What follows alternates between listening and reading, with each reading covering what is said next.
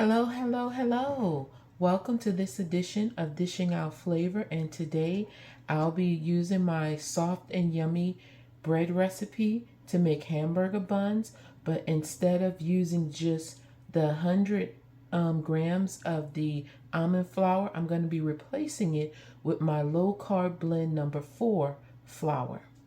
So here we go. So first I have my hot water. And I always have the temperature hotter than what it should be, because once it goes over into this metal bowl of the fermentation, it cools it off a little bit.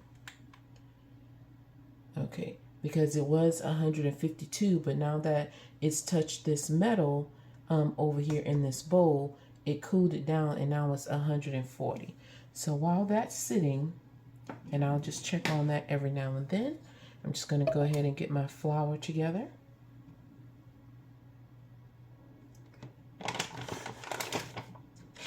Okay, so I have my King Arthur Keto wheat. You guys can see that.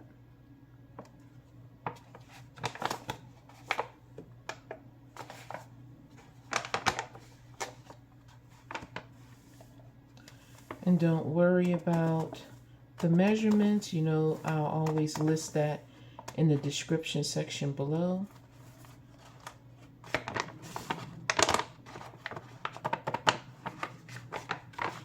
That is not enough, but no worries. I have another bag right here. I always keep the King Arthur Keto wheat flour on hand. It's one of my main staples. When King Arthur made this flour blend, they really did an awesome thing. So King Arthur, I thank you.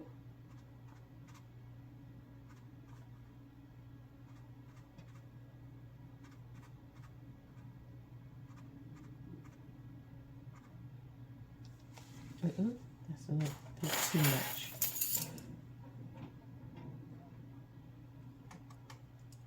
Okay. With baking, you have to be precise.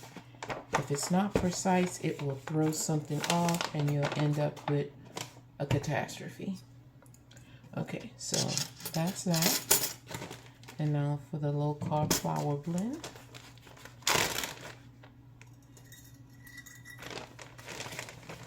When you're putting stuff on the scale, if it ever weighs back and forth, get it to that amount, you know, by taking just the tiniest bit off or adding just the tiniest bit on, whatever it takes to get to the right measurement.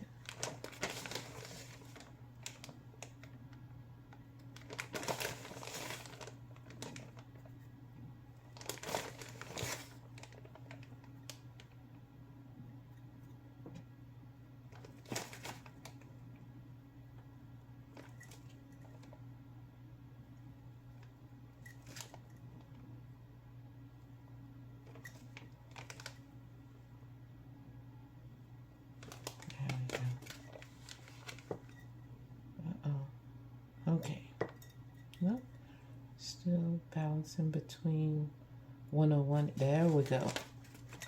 100 milligrams exactly.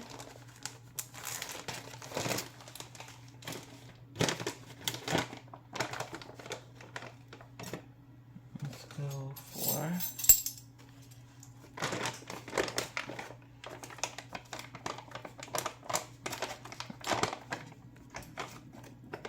this is the golden flax that I use. This is, and it's very, very fine, which makes it so perfect for this bread.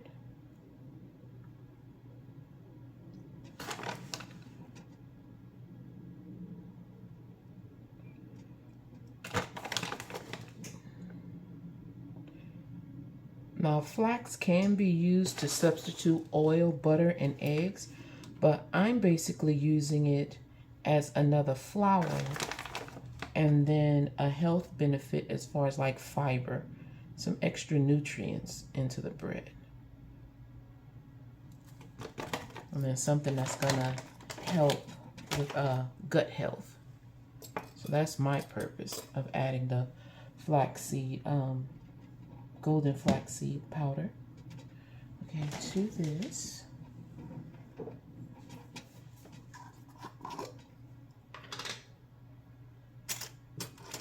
I'm going to add my fast-acting yeast.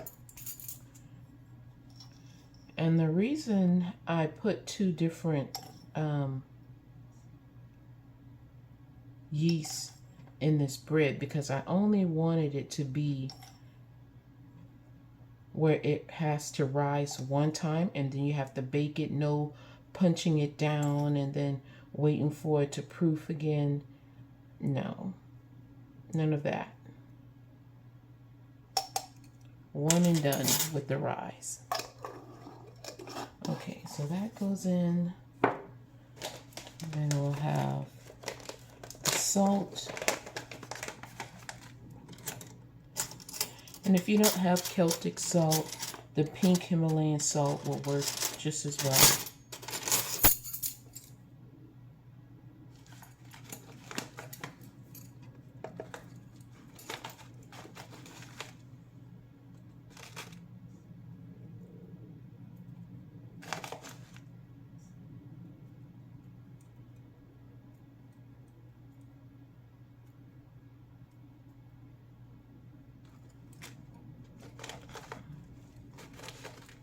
Swaying back and forth just a little bit between 2 and 3. There we go.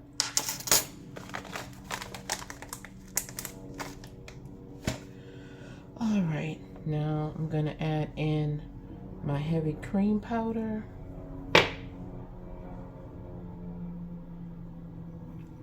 Let me go ahead and check on the water. Perfect. It's at 111. Let me just switch that around a bit.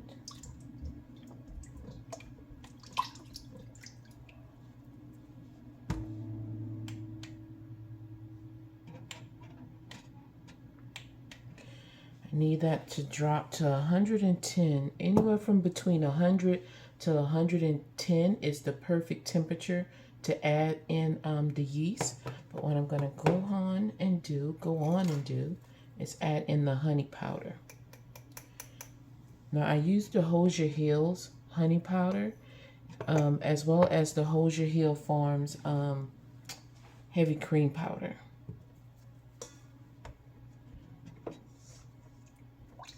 So, and I could have actually put the honey powder in here when it was 140 degrees to make sure that it's perfectly melted. Okay, so it's at 109. Stirring the water around will help the temperatures blend better. That way when you test the water and it's reading 110 and then you add the yeast, but it turns out that it wasn't 110, it was still higher, you're going to kill the yeast. Yeast does not work in any temperature above 110.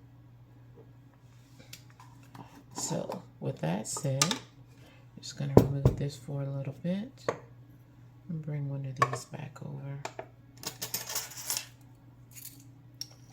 I'm going to measure out my yeast for that.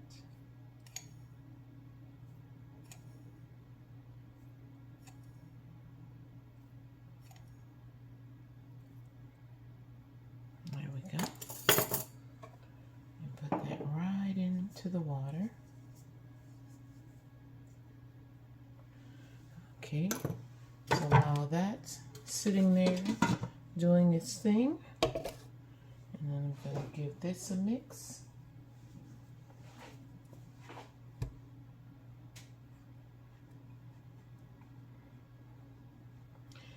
And I'll be back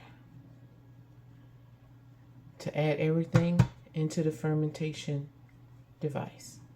Back in a bit. Okay, so The yeast is doing well here. Just a few more minutes on that. So I don't need to cover it anymore. I wanted to tell you all something. I found out that King Arthur also has a pancake mix. So for those of you who don't want to make up your own flour blend to make like the pancakes that I have posted recipes for that. And this here is where you just add water. So like the box pancakes mixes that you find in the grocery stores, King Arthur has one as well. And actually sometimes I've actually gone in certain stores, I can't recall which stores they are, but they actually have the King Arthur keto wheat flour blend. So some of you guys can look out for that. I actually purchased this by mistake because I thought I was getting the keto wheat flour blend, and I end up ordering like 2 or 3 of these. But I think it's a happy mistake because later on, after I'm done with this recipe, I'm actually gonna test the pancake mix out with the idea that I have for something else. If it turns out good, then I'll let you guys know what I did with that. Okay, so my 10 minutes are up. So I'm going to go on and add in my flour.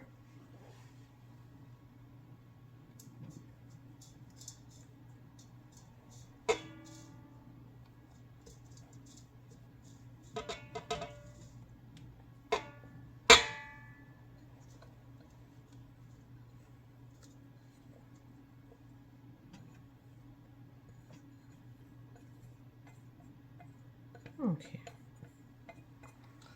so to this, I'm going to add in my vinegar and 1 egg.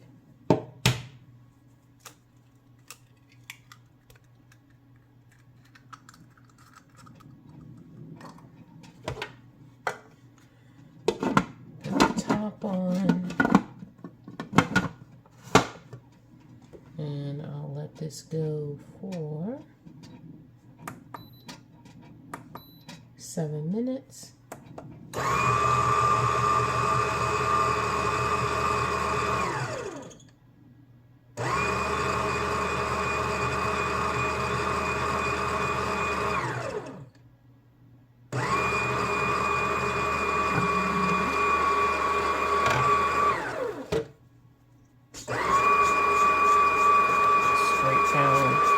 All the flour that hasn't gone into the mixture yet.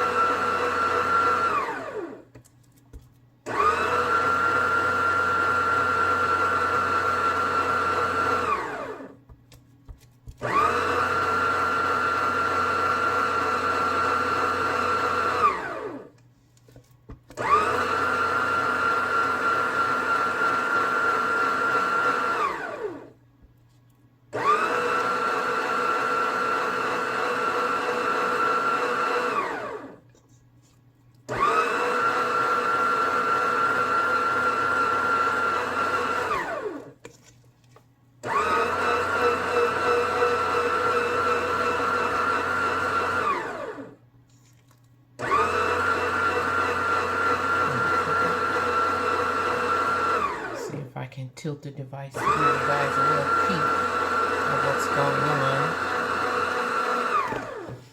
in here.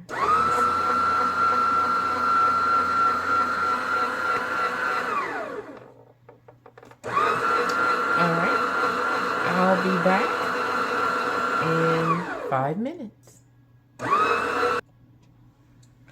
Okay, so the 7 minutes are up.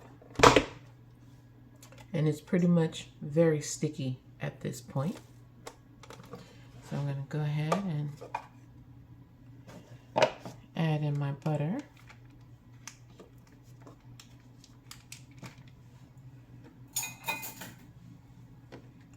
And I'll section off. So it's 1, 2, 3, 4, 5. The 5 tablespoons I need. And I'll just set this for an additional 7 minutes. And go ahead and let that go.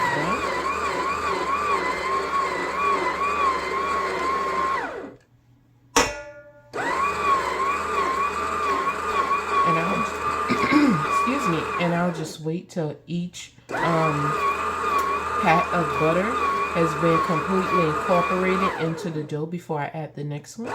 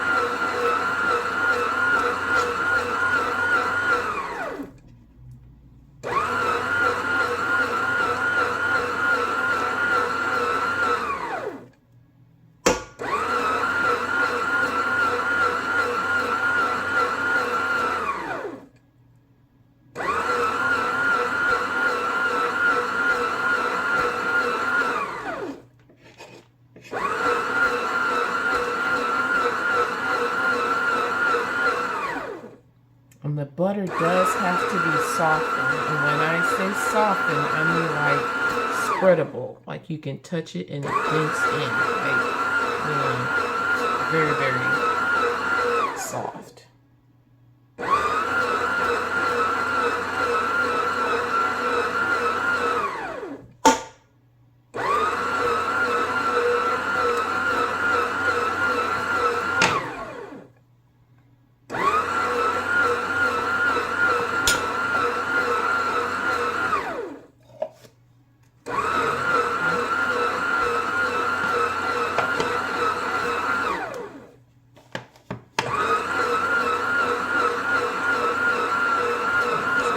Down the sides.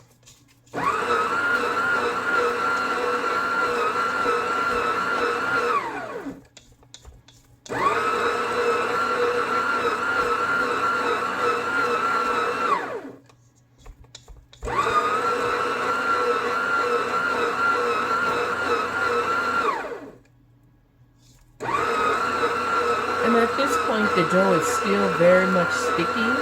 Very, very sticky.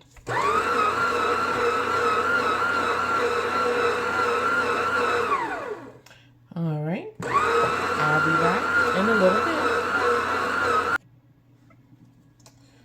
Okay.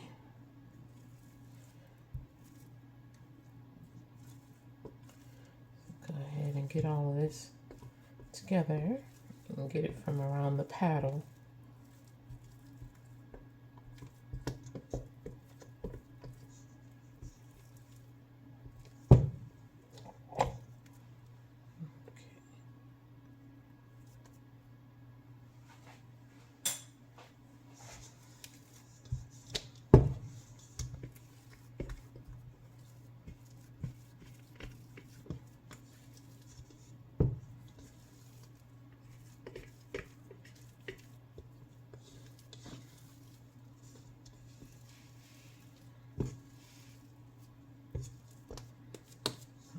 Okay.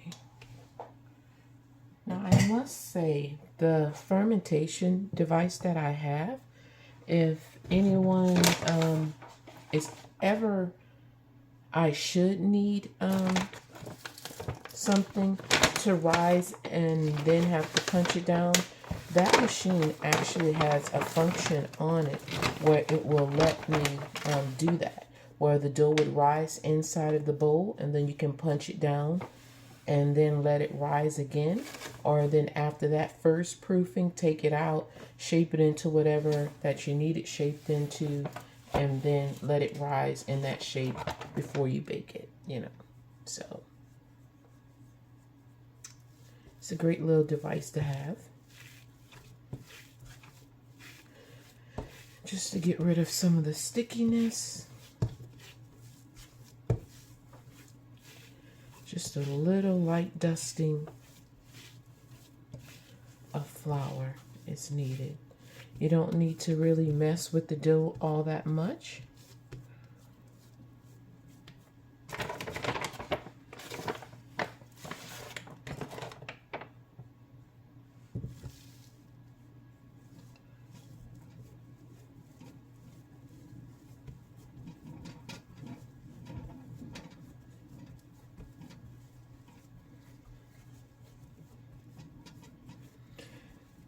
Now, using the entire amount of dough here, either as, actually this would make 2 pizza crusts. And if you're just gonna make 1 long loaf, depending on the type of loaf pan that you have, because I have the one that make like, that would be what they consider like the giant loaf of bread. I have one like that.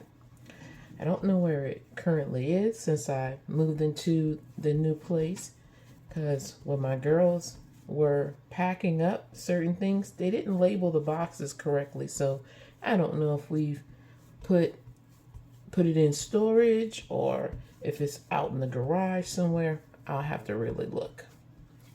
But anywho, moving on.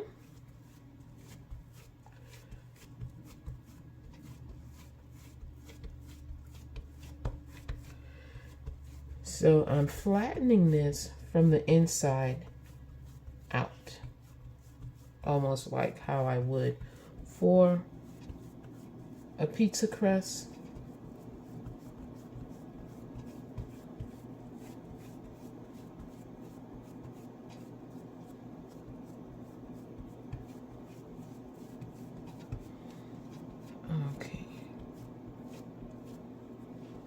I need to get my little mechanism. One moment, please. Okay, so I actually have these little rings, but this is like the little rings where you can actually either poach your egg in or make hash browns or mini pancakes. But it actually works great for my bun press or mold or cutter for my burgers, or burger buns rather. Actually, I've used these to shape hamburger patties as well.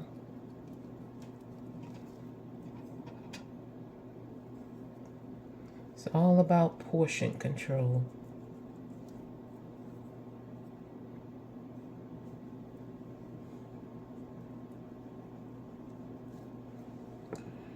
Okay. Could I have gotten one out the middle?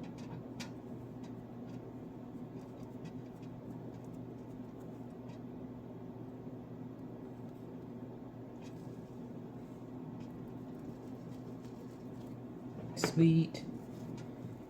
Okay. Actually, I'll spray these with just a little bit of oil. I don't have to, because these are, well, it's supposed to be non-stick, but everything that says non-stick doesn't really do what it says. I've had non-stick things, and turns out that they end up sticking. So a little bit of oil just for safety measures.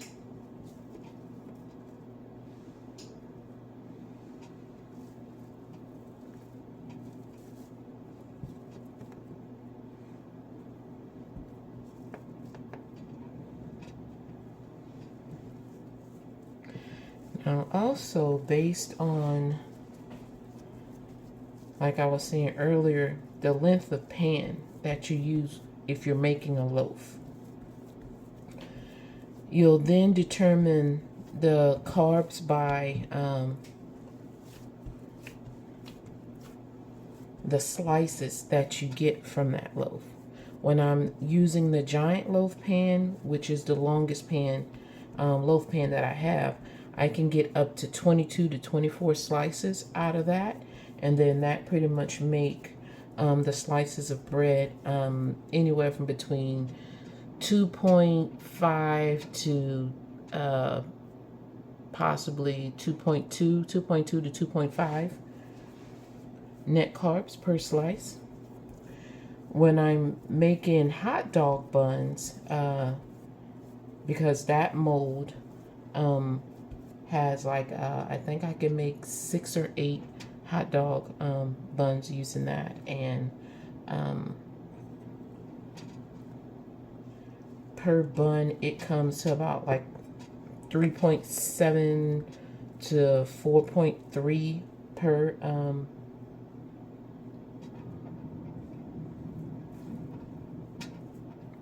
per hot dog bun. And let's see,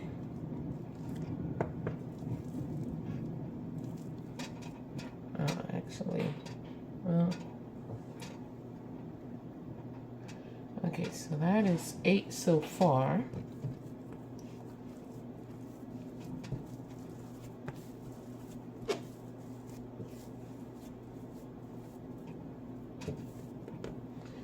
A little bit more bamboo fiber and put down.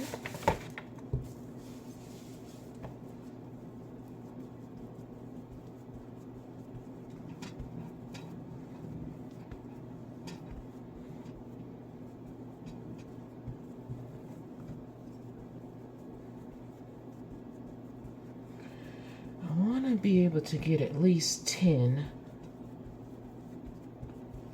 buns out of this.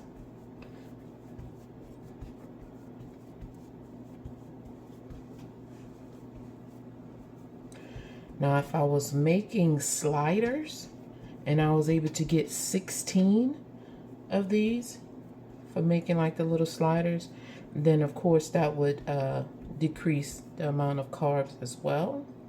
And I think that would roughly make each one of those possibly about two something net carbs. I'm actually gonna let that rise inside of there since I'm out of space for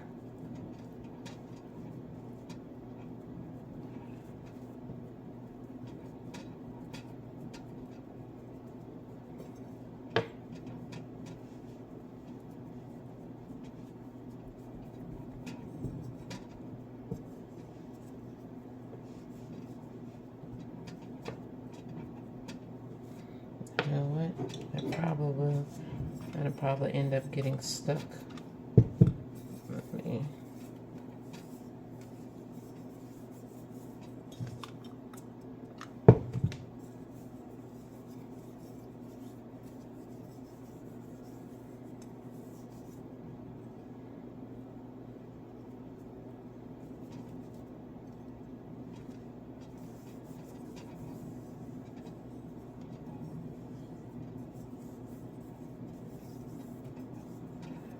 Okay, so that is 10, and since it's not really summer-like, because normally when I bake bread it's basically during the summer because it's warm enough here in Texas, but since the weather is what it is, I don't really have a warm spot, so I have to create one. So I'll be back in just a moment. Okay.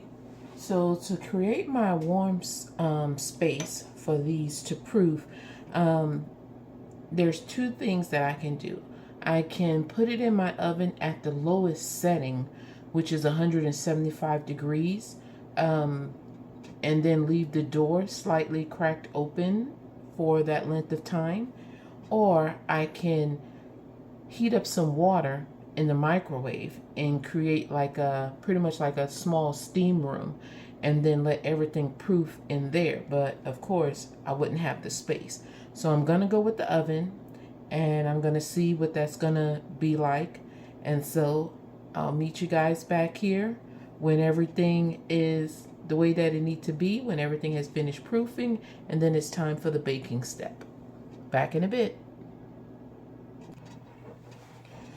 Okay, so while I'm waiting on the last few minutes for the dough to finish proofing, and go ahead and separate this.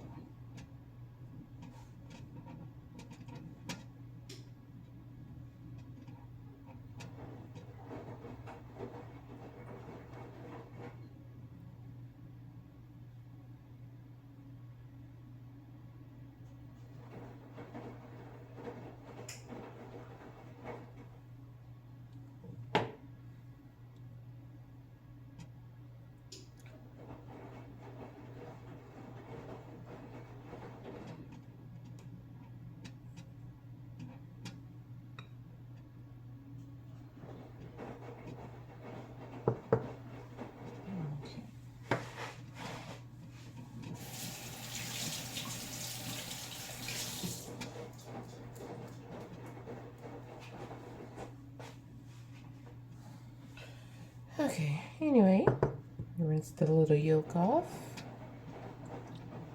Put in a little water. Well, rinsing off the egg whites, not the yolk. I use the yolk for the egg wash.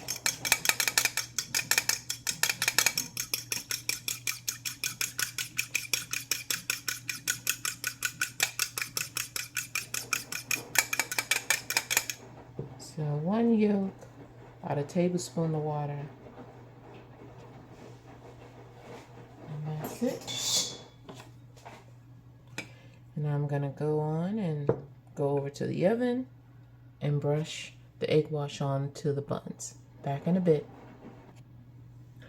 Okay, so I thought I'd show you guys how the buns proofed. Go ahead and put on the egg wash, because I had to take these out while I let the oven reach the temperature that I need for everything to finish baking. I would say another crucial part of baking for this recipe is turning up. Sorry for the extra noise. I decided to wash some clothes. Is turning the pan halfway through the baking process. And that's no matter whether you're making a loaf, the buns,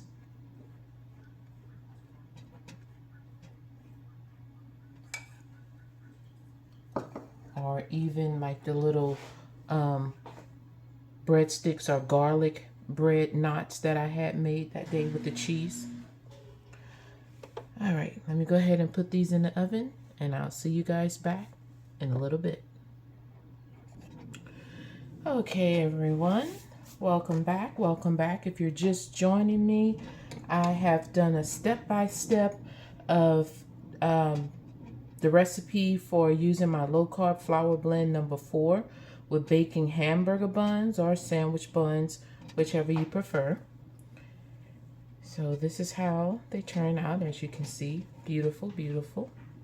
And then the one that I let be in the ring,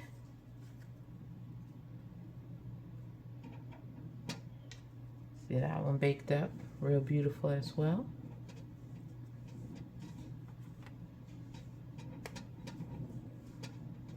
Let's see. I'll go ahead and I'll cut this one open.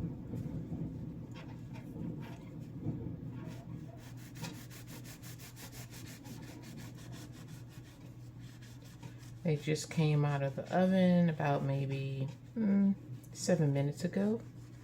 So they're still warm. And there you go. Whoop, you can still see the steam coming off of them.